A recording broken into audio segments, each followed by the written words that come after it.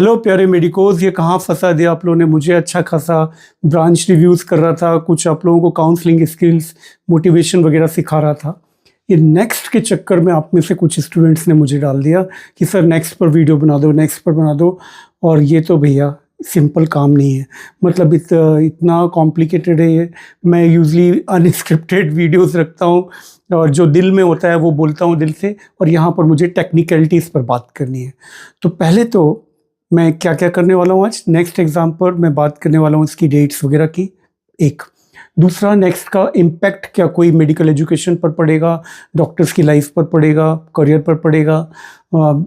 ये फिर difficulty level क्या हो सकता है, ये एजम्पशन हम कर लें। कोर्स किस तरह का हो सकता है, क्वेश्चंस किस तरह के हो सकते हैं, अटेम्प्ट लग जाता है किसी को तो क्या होगा, ये सब चीज़ों पर हम बात करते हैं। लेकिन एक डिस्क्लेमर के साथ, क्योंकि ये बहुत ही नई चीज़ है और अभी बहुत सारी क्लैरिटी नहीं है इसमें, तो मैं टेक्निकल रूप से कहीं भी गलत हो जाऊं तो मुझे माफ़ करना। और मैं हमेशा अपनी गलतियां स्वीकारता हूं। यदि कुछ गलती हो जाए टेक्निकली, फर्स्ट पिन कमेंट देख लिया करो, डिस्क्रिप्शन देख लिया करो। यदि मुझे वीडियो शूट करने के बाद कोई रियलाइज़ हो अपलोड होने के बाद कि मैंने ये पॉइंट नहीं बोला या ये गलत बोल दिया, तो मैं उसको उसमें डाल देता हूँ, ठीक है। तो ये डिस्क्लेमर के साथ इस वीडियो को देखिए। तो सबसे पहला जो क्वेश्चन आप लोगों का है वो है कि कब होगा ये नेक्स्ट आखिर कब तक नेक्स्ट होता रहेगा। तो देखो, ये इसमें दोनों ही स्पेक्युलेशंस हैं। कोई भी कंफर्मेटरी न्यूज़ मुझे कहीं भी नहीं मिली। मैंने वेबसाइट्स पर भी देखा और अपने कुछ ऐसे फ्रेंड्स जिनका एनएमसी वगैरह से टच है उनसे भी बात की, तो उन लोगों ने मुझे बताया कि या जो वेबसाइट में भी मिला, दोनों तरह के हैं कि 2029 में जाकर होगा ये, या 2028 में नेक्स्ट वन होगा, मतलब 2024 के बैच का। और एक बहुत सारा एक स्पेकुलेशन है, वह है 2025 अगस्त में होगा।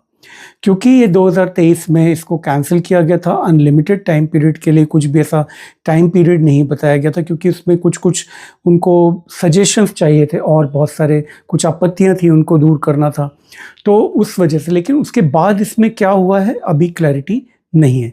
तो डेट को लेकर ये दोनों ही बातें हैं। तो अब आपको क्या करना है, देखो आपको क्या करना है। किसी एग्ज़ाम का नाम नीट पीजी हो जाता है या फिर नेक्स्ट हो जाता है, सिलेबस वही रहेगा, क्वेश्चंस वही ऑब्जेक्टिव टाइप के आने हैं, है ना। नेक्स्ट वन में मैं बात करता हूँ, नेक्स्ट वन नेक्स्ट टू में कुछ लोगों को जिनको क्लैरिटी नहीं होगी उस पर हम बात कर लेंगे इसकी जो बाकी चीज़ों की। तो दोनों ही में आखिर सिलेबस वही है, क्वेश्चंस वही है, तो आपको क्यों इतना ज़्यादा बहुत ज़्यादा नहीं सोचना है।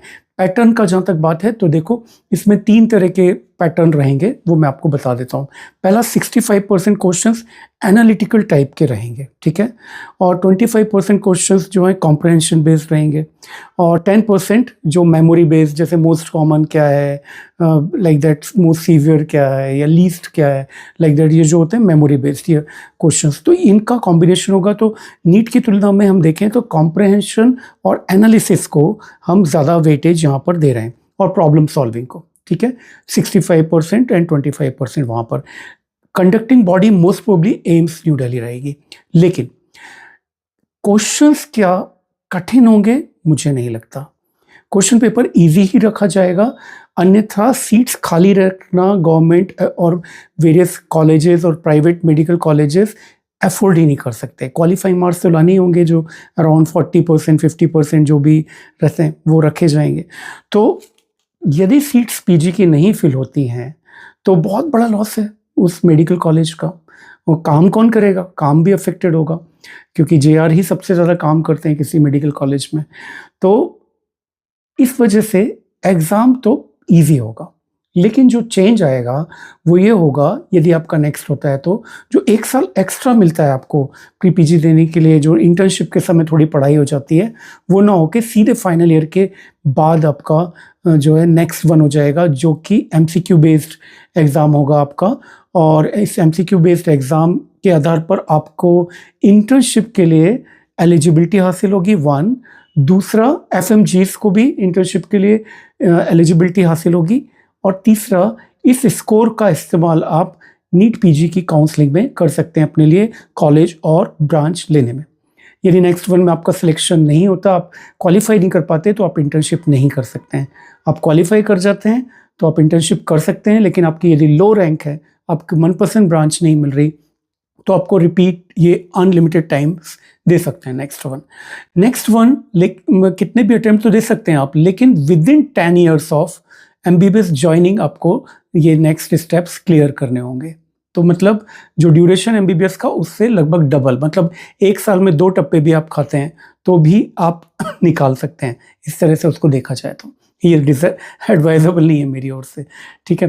तो नेक्स्ट वन का जो स्कोर होगा वो ऑल ओवर इंडिया के डिफरेंट कॉलेजेस में वैलिड होगा। अब एम्स के लिए जो आईएनआई वगैरह के लिए अलग से एग्ज़ाम होगा या इसी में मर्ज होगा, ये अभी हमें क्लियर नहीं है। मैं चाहता हूँ कि दोनों एग्ज़ाम अलग होने चाहिए, क्योंकि जिससे बच्चों को एक्स्ट्रा मौके मिले। कई बार एक ही पैटर्न के एग्ज़ाम में कोई अच्छा नहीं होता, दूसरे पैटर्न में अच्छा होता है, कभी किसी के घर में कोई प्रॉब्लम हो जाती है, कोई बीमार हो जाता है, तो मल्टीपल मौके मिले। ये साल में 2 बार होंगे नेक्स्ट वन एग्ज़ाम। फिर नेक्स्ट 2 इंटर्नशिप, आप नेक्स्ट वन पास हो गए, इंटर्नशिप अपने एलिजिबल हो गए, इंटर्नशिप कर ली। इसके बाद नेक्स्ट 2 होगा जो आपकी यूनिवर्सिटी लेगी, ये प्रैक्टिकल टाइप का एग्ज़ाम होगा।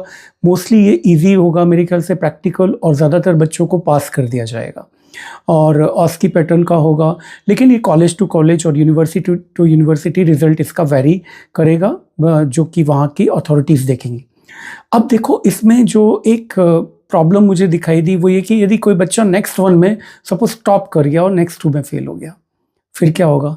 तो मुझे जहाँ तक समझ आया कि नेक्स्ट वन का स्कोर 2 या 3 साल तक वैलिड होगा, और फिर वो स्कोर जो नेक्स्ट 2 है वो, क्योंकि वो फेल हो गया तो वो डॉक्टर तो नहीं कहलाएगा इस समय, उसको लाइसेंसिंग एग्ज़ाम क्लियर हुआ ये नहीं माना जाएगा, उसको दोबारा नेक्स्ट 2 देना पड़ेगा और उसका सप्लीमेंट्री होगा।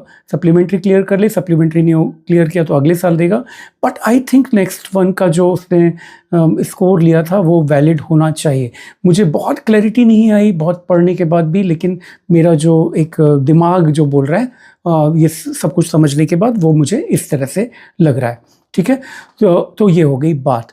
अब नेक्स्ट 2 में जो होगा इंटर्नशिप और जो आप फाइनल ईयर जो पोस्टिंग्स में सीखते हैं वो उस टाइप का एग्ज़ाम लिया जाएगा, ठीक है। और अब बात आती है कि डिफ़िकल्टी लेवल मैंने बता दिया कि इजी ही रखे जाएंगे question. They can not afford to lose you, मतलब आपको पीजी करवा के ही रहना है सरकार को ना, तो ऐसा नहीं करेंगे कि कोई कठिन हो। और शायद इसमें नोटिफिकेशन में भी ये कहा गया कि नीट से एक कठिन एग्ज़ाम नहीं होगा, तो आप इस बात को लेके चिंतित ना हो। अब इसके एडवांटेज एंड डिसएडवांटेज पर हम बात कर लेते हैं, कॉन्स एंड, ठीक है। अच्छा, इसमें एक हेल्थ एक्टिविस्ट हैं कोई विवेक पांडे जी, जिन्होंने कुछ आरटीआई भी लगाई थी, जानकारी लेने की कोशिश की, बट कुछ खास जानकारी मिली नहीं है। मतलब वही जो पुरानी थी वही मिली कि अभी तो डिफर्ड है और उसके बाद फिर नोटिफिकेशन जारी किए जाएंगे। अब एडवांटेज की बात कर लेते हैं। तो एडवांटेज में मुझे जो लगता है वो ये है कि आपको इंटर्नशिप के पहले ही आपकी सीट फिक्स हो जाएगी। सपोज नेक्स्ट वन दिया, आपको अंदाज़ा हो जाएगा आपकी रैंक क्या है, काउंसलिंग में क्या रैंक आ रही है, कितने मार्क्स हैं, तो आप इंटर्नशिप बड़े मन लगाकर करेंगे और पर्टिकुलरली उस टॉप सब्जेक्ट में जो आपको मिलने वाला है उसमें और ज़्यादा अच्छे से करेंगे।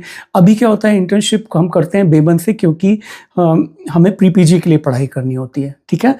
तो एक मुझे एडवांटेज ये दिखाई देता है।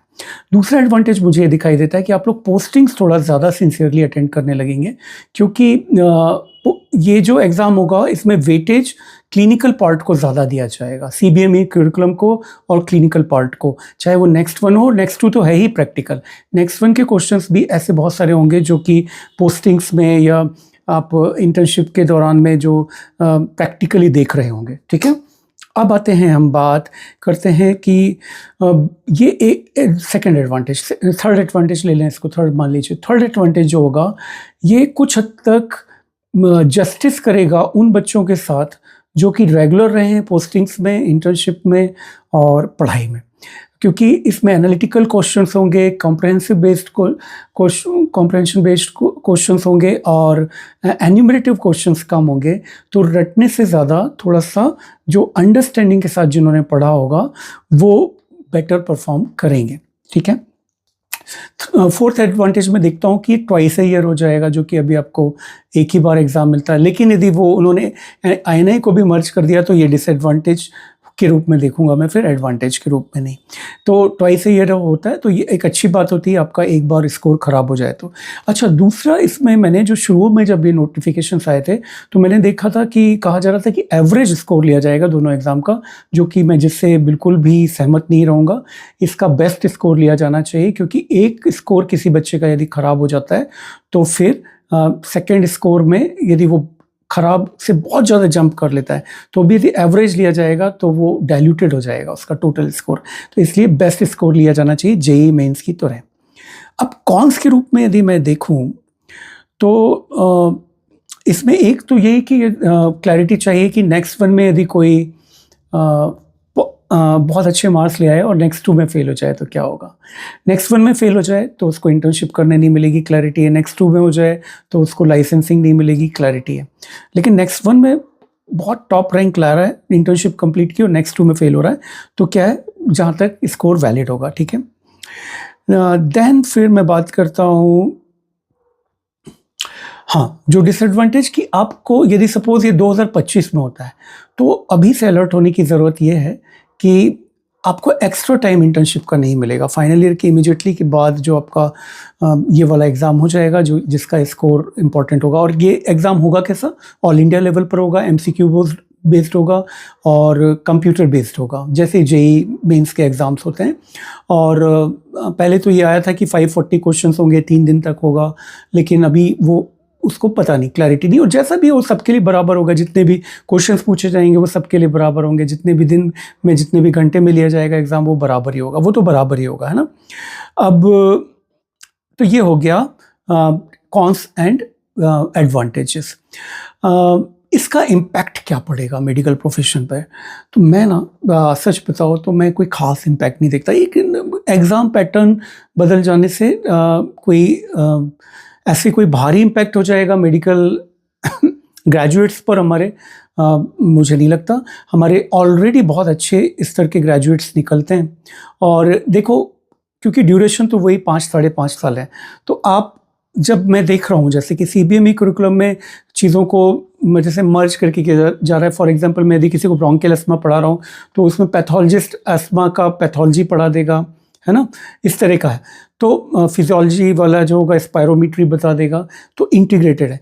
बट दोनों के एडवांटेज डिसएडवांटेज है। जैसे हम लोगों ने पढ़ा है, जो अभी के बच्चे पढ़ रहे हैं, उसमें हम डेप्थ में बेसिक्स पढ़ पाते हैं, तो ड्यूरेशन तो उतना ही है। या तो आप क्लिनिकल पार्ट को वेटेज दे लोगे या बेसिक्स को दे लोगे, अल्टीमेटली दोनों ही चीज़ें काम आती हैं। और कब कौन सी ज़्यादा काम आएगी ये उस इंडिविजुअल पर निर्भर करता है। तो मैं इस तरह से नहीं देखता इसको कि बहुत भारी इम्पैक्ट होगा, आमूलचूल परिवर्तन हो जाएगा। लेकिन ये इंटर्नशिप वाली चीज़ तो ठीक हो सकती है कि इंटर्नशिप थोड़ा बेटर करेंगे बच्चे। और ये मुझे अभी क्लैरिटी नहीं है कि क्या विदेश में जो दूसरी कंट्रीज़ हैं जो हमारी डिग्री को डायरेक्ट रिकग्निशन देने लगे, जैसे कि बिना एक्स्ट्रा कोई एग्ज़ाम लिए वहाँ के, वो पॉसिबल हो जाए, तो नथिंग लाइक दैट। तो ये थी मेरी बात नेक्स्ट पर।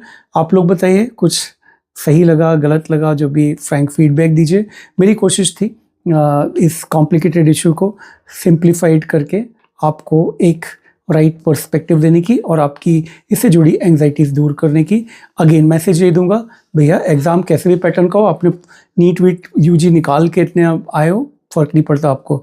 आपके लिए बुक्स वही हैं, वही सब कुछ है, उसी से क्वेश्चंस निकलने हैं, आप उस पर ध्यान दो। इन लोगों को नाम बदलने दो कि कौन से एग्ज़ाम का क्या नाम ले रहे हैं, एक एग्ज़ाम को 2 बार ले रहे हैं, 3 बार ले रहे हैं, इट्स अप टू देम, क्योंकि वो सब पर एक सा लागू होगा। Thank you very much.